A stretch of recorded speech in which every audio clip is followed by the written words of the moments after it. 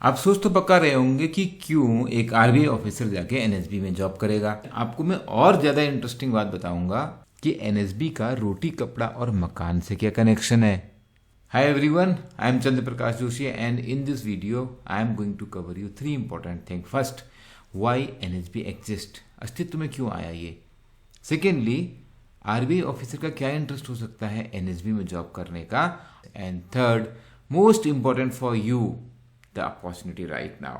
Let me quickly start the video और last तक अपने लिए अपॉर्चुनिटी तक ध्यान से सुनना ना भूलो। एग्जाम भी helps 50% faster preparation. Faculty members who have cracked multiple competitive exams, उनके एक्सपीरियंस और गाइडेंस से आपकी प्रिपरेशन होती है 50% faster. Please subscribe the channel and like the video.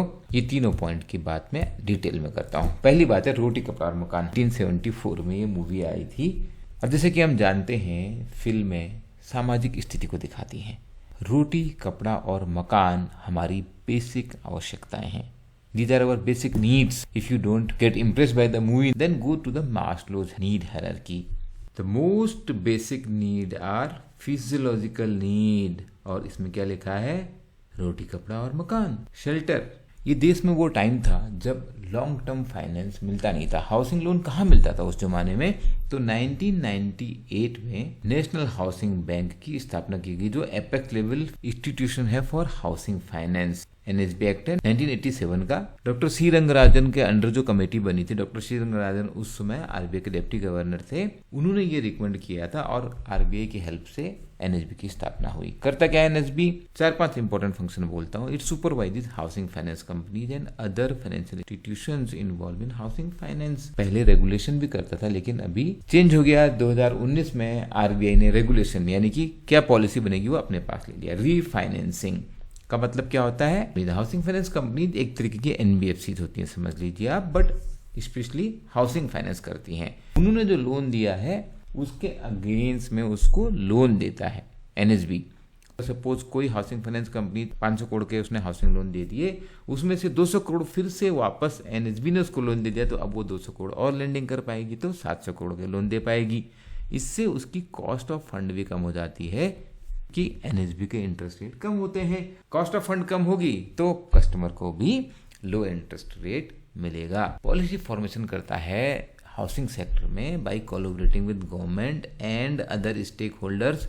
Policies बनाने में स्पेशली अफोर्डेबल हाउसिंग और अर्बन डेवलपमेंट से रिलेटेड डेटा कलेक्शन और रिसर्च जो ट्रेंड हो रहे हैं मार्केट में। हाउसिंग सेगमेंट की बात कर रहे हैं। हाउसिंग मार्केट में क्या हो रहा है? Housing is very very important aspect of the economy. Real estate में इसका बहुत ज्यादा इंपॉर्टेंट रोल है।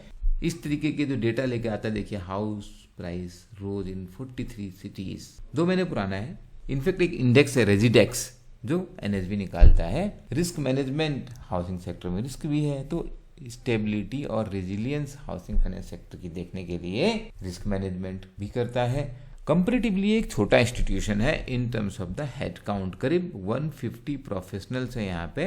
हेडक्वार्टर है दिल्ली में और बाकी ऑफिस कहाँ है? मेट्रोज में, मुंबई, हैदराबाद, बेंगलुरु, कोलकाता, अहमदाबाद, भोपाल, चेन्नई, लखनऊ और गुवाहाटी में हर टाइप के डिपार्टमेंट है। टाइप की अपॉर्चुनिटी है आपके लिए जिस पे मैं अभी आ रहा हूँ।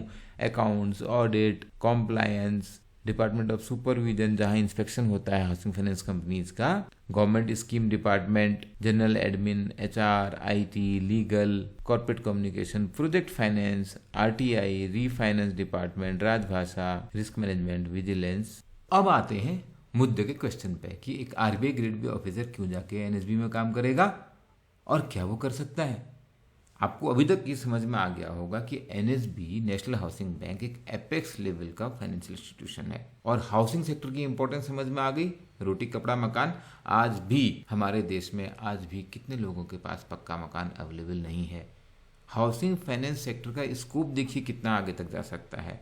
मुझे याद है मैं हैदराबाद ऑफिस में, आरबीआई ऑफिस में काम करता था और हमारे यहाँ पे ऑफिस के अंदर, आरबीआई के अंदर एक फ्लोर का काफ़ी बड़ा हिस्सा नेशनल हाउसिंग बैंक के पास था। तो वहाँ पर लिखा हुआ था नेशनल हाउसिंग बैंक। कुछ दिन तक मुझे समझ में नहीं आया कि हमारा एक डिपार्टमेंट है, हमारा मीन्स आरबीआई का एक डिपार्टमेंट है, ये आरबीआई ने किसी एक बैंक को किराए पे दिया हुआ है। तो थोड़े दिनों बाद समझ में आया कि ये एक अलग इंस्टीट्यूशन होता है, but this is completely owned by RBI. यहाँ पे जो ऑफिसर्स हैं वो हमारे ऑफिसर्स नहीं है, वो अलग हैं। फिर बहुत लंबे समय बाद मुलाकात हुई डॉक्टर संजीव शर्मा से। आप में से बहुत सारे लोग जानते होंगे डॉक्टर संजीव शर्मा सर को। हमारे यहाँ पे वो एज ए फैकल्टी आपसे इंटरेक्ट करते हैं। He is a guest faculty even in IIM Ahmedabad. Interesting बात यह है, doctor Sanjeev Sharma is RBI grade B officer of 1984 batch. Doctor Sharma was regional director and he was chief general manager with RBI। Deputation में doctor Sharma गए national housing bank में। RBI का grade B officer भी senior होके promote होके deputation में NSB में जरूर आ सकता है, क्योंकि NSB is fully owned by RBI। वो वर्क एक्सपीरियंस कैसा होगा? Definitely fantastic. He was executive director in national housing bank, तो आप समझ सकते हैं that is the position next to the managing director, यानी कि पूरा ऑर्गेनाइजेशन आपको चलाना है। सबसे इंपॉर्टेंट बात, आपके लिए क्या अपॉर्चुनिटी है? NSB लेके आया है फ्रेश रिक्रूटमेंट। टोटल 43 वैकेंसीज हैं और आपके लिए काम की हैं स्पेशली ये 17 वैकेंसीज। असिस्टेंट मैनेजर लेवल पे जर्नलिस्ट कैटेगरी में है 16 वैकेंसीज और हिंदी में एक राजभाषा ऑफिसर के रूप में है, क्योंकि इसमें आपको कोई एक्सपीरियंस नहीं चाहिए। उसके अलावा अगर आपके पास वर्क एक्सपीरियंस है तो ये वैकेंसीज 15 वैकेंसीज प्रोजेक्ट फाइनेंस में है, बहुत ही इंटरेस्टिंग है उनके लिए, those who come from the experience of working in finance field. If I will get time I will explain all these positions, specially the positions which requires experience. और इसके अलावा scale 2 में आपके पास इकोनॉमिस्ट MIS ऑफिसर की भी है। For most of you these 16 vacancies of journalist cadre are very interesting opportunity. You are going to work with the Apex Bank, fully owned by RBI. कुछ लोग बोलेंगे 16 वैकेंसी है। Last year का ये तो देखो नंबर, एप्लीकेंट कितने कम है, 2000 एप्लीकेंट भी नहीं थे। RBI में भी 200 वैकेंसी आएंगी, 2 लाख 3 लाख एप्लीकेंट होंगे। इससे अच्छी अपॉर्चुनिटी कहाँ मिलेगी यार? और याद रखो मेरे दोस्त, कितनी वैकेंसी आ जाए आपको सीट चाहिए केवल एक,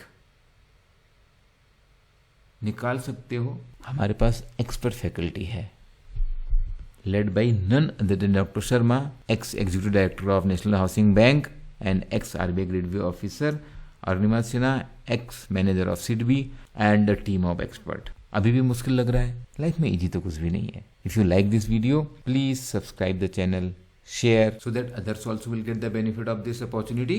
You have any question, feel free to ask me in the comment. Last point पर ध्यान देना, अपॉर्चुनिटी को हाथ से जाने मत देना। All the best.